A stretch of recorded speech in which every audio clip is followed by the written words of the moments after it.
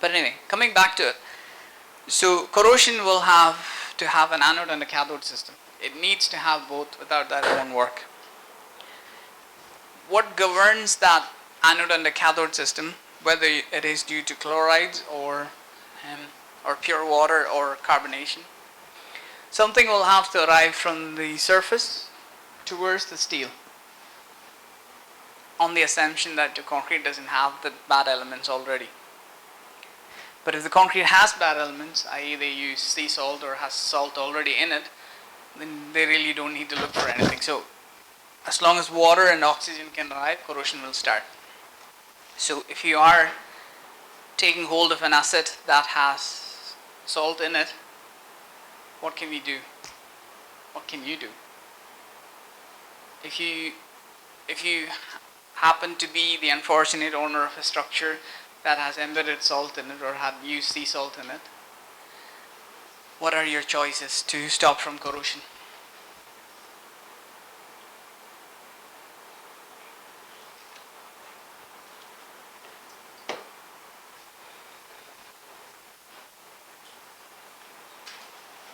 Sea sand is a different thing. We can explain that in a minute. But sea salt, so they use salt water for curing, let's say, by mistake or by deliberate mistake. Quite heavy-handed, yes, possible. Heavy-handed in the sense it's very, very visible, hard work. Possible, yeah. So chloride extraction, basically. It's making this into forcing this into be a cathode and putting an anode on the surface. You force the chloride to travel. But remember, it's not just chloride. There's a lot of good things also go along with it. So after that, you will need to realkalinize, because when you put the anode here, so you put the anode, which is a positive metal, and this is your concrete in between, and this is your steel rebar. You make the rebar negative, okay? So that's why this is cathode and this is anode, which means chlorides that are negatively charged will be tempted to go up. There are other ions that are also negatively charged, which are good to be in concrete. They also will go, okay? So presumably all the positive ions will start to come down. Those are good things because alkalinization is good, but not necessarily stable once they come in. So you'll need to stabilize it by putting more alkalis later on after you've extracted it. How effective that process is depending on the porosity of the concrete, because you're relying on the diffusivity of that concrete. So if the concrete is really dense and have low diffusivity, it's not going to work. But if concrete is really dense and have low diffusivity, this problem wouldn't have arisen in the first place, because water wouldn't have reached from the surface. So it's a bit of catch-22. So realkalinization is a possibility. What else can you do?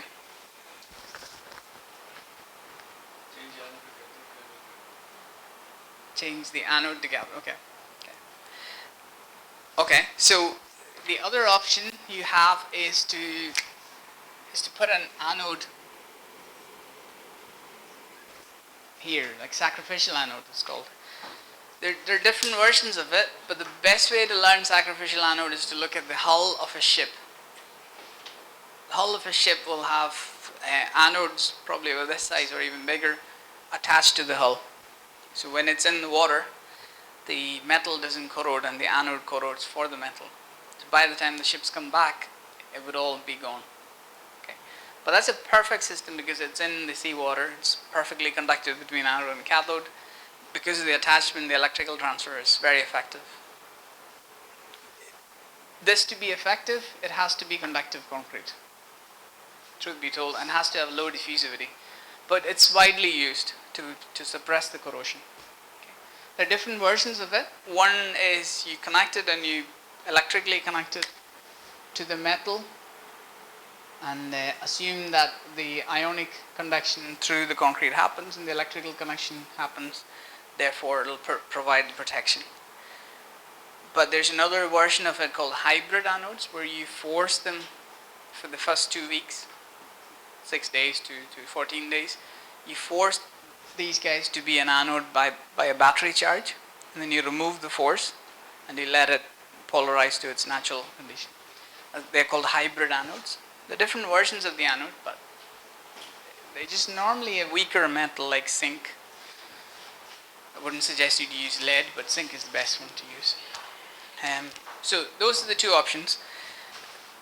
Let me rephrase the question. If the corrosion hasn't initiated, or if the corrosion is not a big problem yet, what are your solutions then? These are ideal if the corrosion is active and you have no way you have to suppress it at that point. But if the corrosion is not yet active, but you tested it and you found there's salt in the concrete, what is your option? How does that help? Maintaining the alkalinity means you're releasing more hydroxides and sodiums and potassiums, calcium, which also mean the cathode to anode transit will become easier. So you increase the conductivity of the concrete, essentially. So you can make the corrosion go faster. It works in two ways, but in one way it can make go faster, and the other way it can help to bind some of the chlorides, so we don't know which one is going to be dominant. It's a bit of a risky strategy. What else can you do? Looking at the mechanism, this mechanism can only happen if anodes and cathodes are connected. This is what this is doing, it's disconnecting that connection. And this mechanism is driven by the movement of ions from cathode to anode.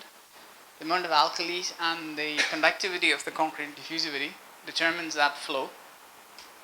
You're here because diffusivity is low and you know that. But the next important things for corrosion is these two parts, oxygen and water. Dry the concrete. It's not an easy task, but dry the concrete. Or seal it off that oxygen cannot reach that area. They're not easy tasks. There's no way they're easy tasks, but these are possibilities. You can remove the moisture from the concrete as long as it's a clever and a cheap method to do. You can consider that. Waterproofing is a good area, but remember not to lock the moisture in. So it has to be faced. It has to be very cleverly done. The reason I'm using clever is not because the technique is clever, it's because your sequence have to be well thought through. Quite often you can't do that because if you're working on a higher area, scaffolding is there, you have to do the job. You can't afford to come down and come back in 6 months to do it because scaffolding is still there. I don't know whether you guys have reached that stage that in the UK scaffolding is 20% of the project cost. So leaving the scaffolding there is not an option. It is costly. We worked on a bridge site. We had to rehabilitate the bridge. The scaffolding had to be lightweight because the bridge really couldn't take the loading mathematically.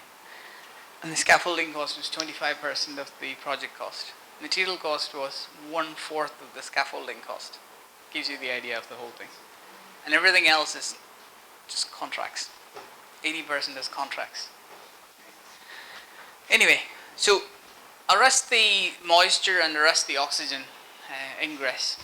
Oxygen ingress and moisture ingress are related in one way because it's relying on the diffusivity of the material. So the freedom that you have is based on the cover thickness. If the cover thickness is sufficient, you can assume oxygen diffusion will be very difficult. There are large molecules to go through. But if the cover is low, i.e. the bar is sitting further close to the surface, makes it really hard. So these are the balancing acts that you need to consider in taking the decision. Is it really worth protecting? That's the first question. If it's corroding, you will have to go for expensive techniques. Then the next question is it really worth protecting? Does it need to stay in place? If the answer is yes, yes, you will have to invest. If you have good cover and you know the diffusivity is low, you probably can leave it be free. I would still do waterproofing in one location and let it slowly breathe out, or use a breathable waterproofing. The chemicals available in the market are fantastic. They can do they can really do what they tell they do. So so there are breathable coatings available that it'll let the vapor out, but it won't let the moisture, the moisture in. Okay, are we clear with corrosion? Good. So, recreating that corrosion in the laboratory is important for us, to study which concrete will behave in which way. A lot of us do that kind of arrangement.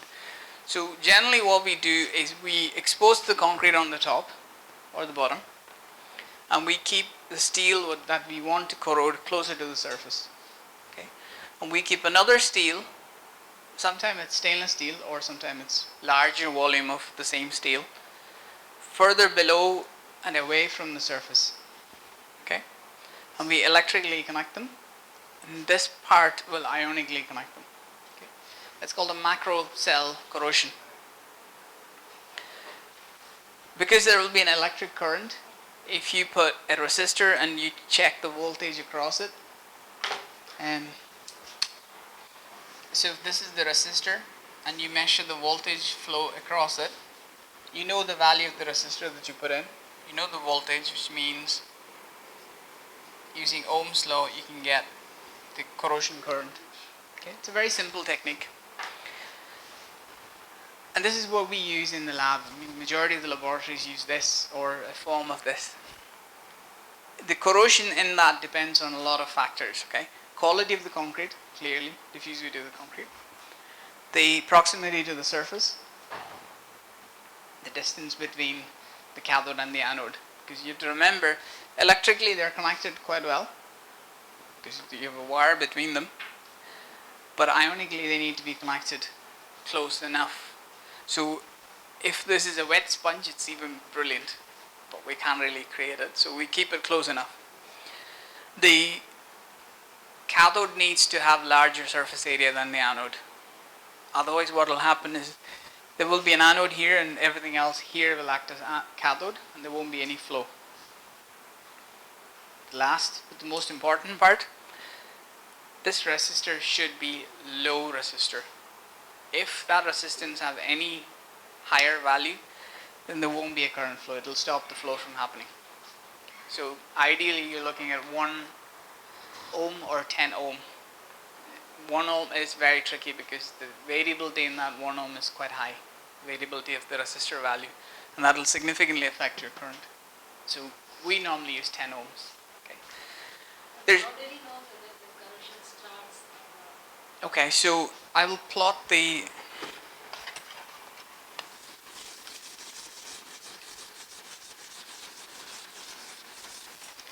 I'll put a typical plot for the corrosion. So you're looking at the current flow. It could be milliampere or micro ampere, and this is your time. So when you connect them, they might have a starting value, let's say rusting potential. If there's a current flow, that indicates there is some form of activity. Can't tell exactly what activity yet, but it'll be some form of activity. So if you have a starting point, let's say rusting current or rusting potential, and if the value is starting to increase, okay, then you can determine that there is an activity. Quite often we plot it back to say this is the initiation time. Okay. And this indicates our rate of propagation. Okay.